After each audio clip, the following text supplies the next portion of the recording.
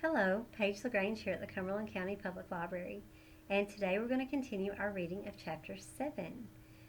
Where we left off, um, Jess and Leslie had been working with with Leslie's dad painting a room, so we'll continue today with Bridge to Terabithia by Catherine Patterson, and we would like to thank HarperCollins Publishing for granting us permission to read this to you today. A few days later, after the encounter with the enemies of Terabithia, they had an encounter of a different sort at school.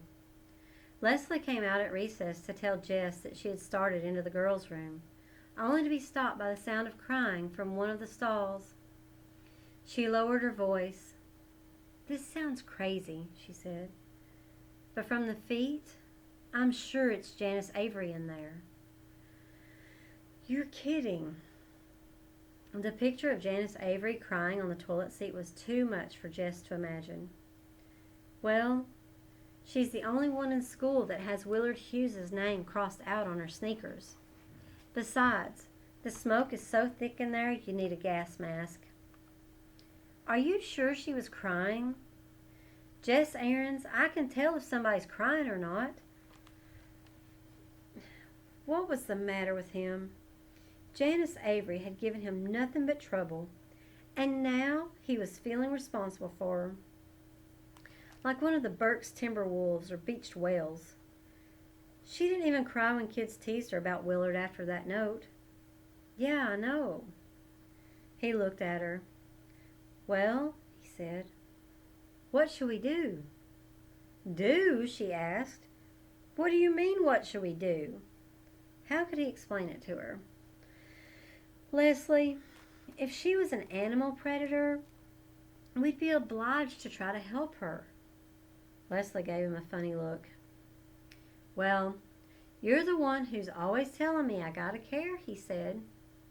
"But Janice Avery, if she's crying, there's gotta be something really wrong." "Well, what are you planning to do?" He flushed. "I can't go in no girl's room." "Oh, I get it. You're going to send me into the shark's jaws. No thank you, Mr. Aarons." "Leslie, I swear, I'd go in there if I could." He really thought he would, too. "You ain't scared of her, are you, Leslie?" He didn't mean it in a daring way. He was just dumbfounded by the idea of Leslie being scared. She flashed her eyes at him and tossed her head back in that proud way she had. "Okay, I'm going in. But I want you to know, Jess Aarons, I think it's the dumbest idea you ever had in your life." He crept down the hall after her and hid behind the nearest alcove to the girls' room. He ought to at least be there to catch her when Janice kicked her out. There was a quiet minute after the door swung behind Leslie. Then he heard Leslie saying something to Janice. Next, a string of cuss words, which were too loud to be blurred by the closed door. This was followed by some loud sobbing. Not Leslie's, thank goodness. And some sobbing and talking mixed up, and the bell. He couldn't be caught staring at the door of the girls' room, but how could he leave?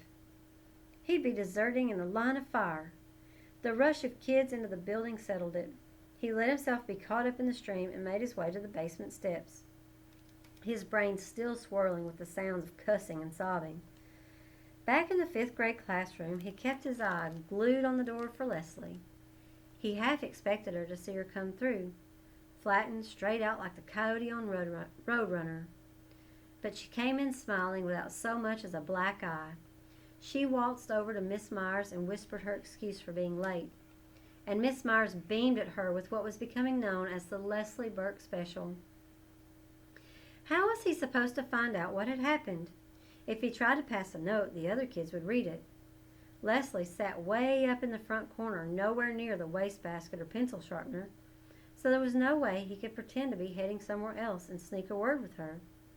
And she wasn't moving in his direction, that was for sure.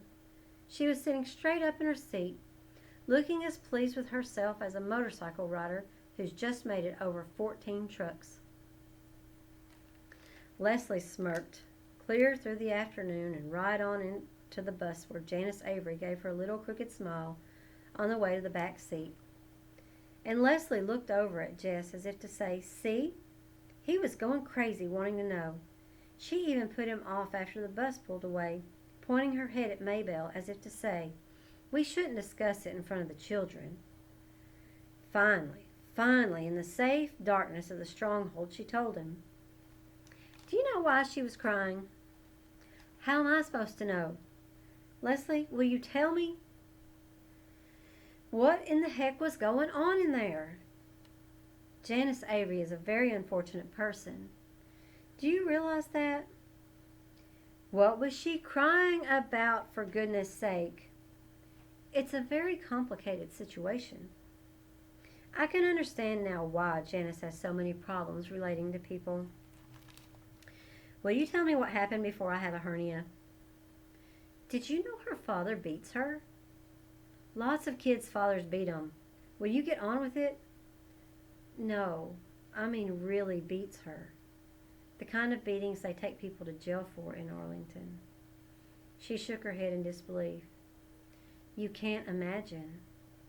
Is that why she was crying? Just 'cause her father beats her? Oh no, she gets beaten up all the time. She wouldn't cry at school about that.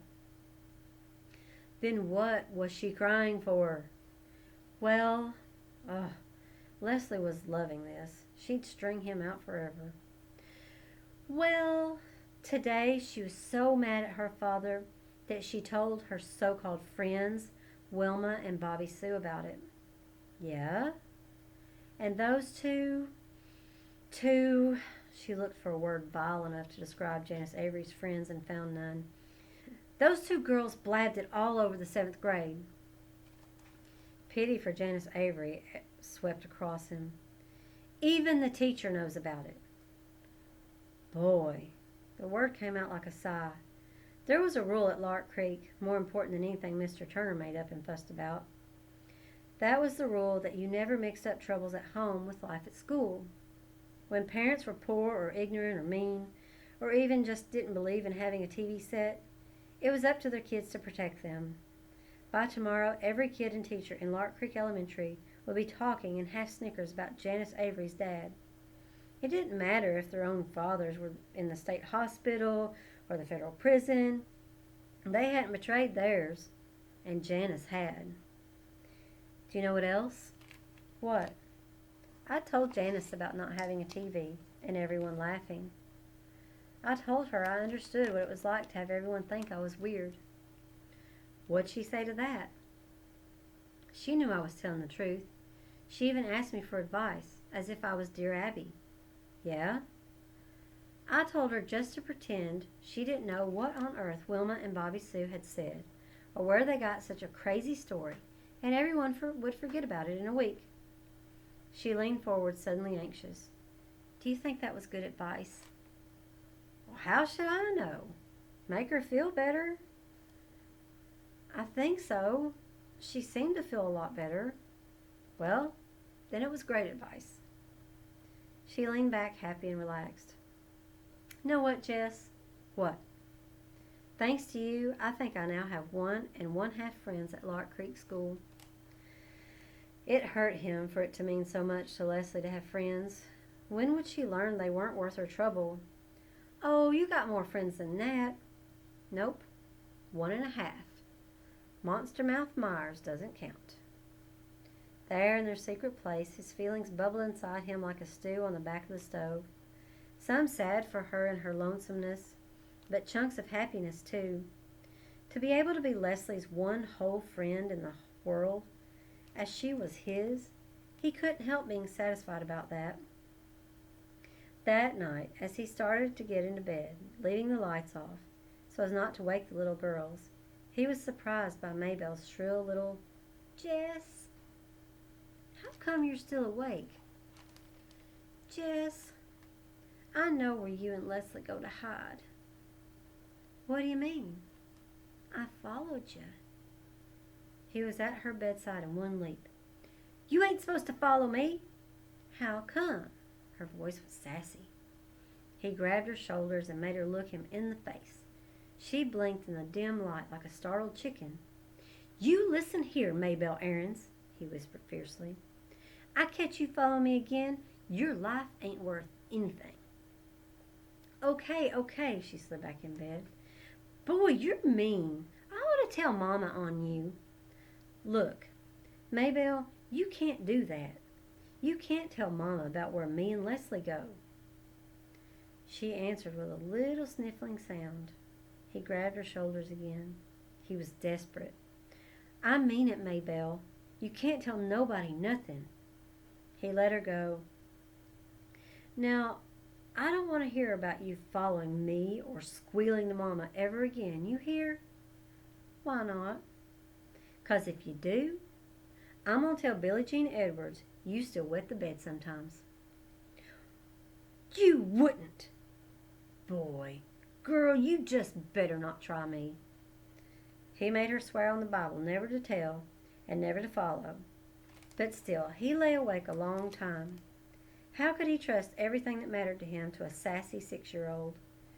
Sometimes it seemed to him that his life was delicate as a dandelion.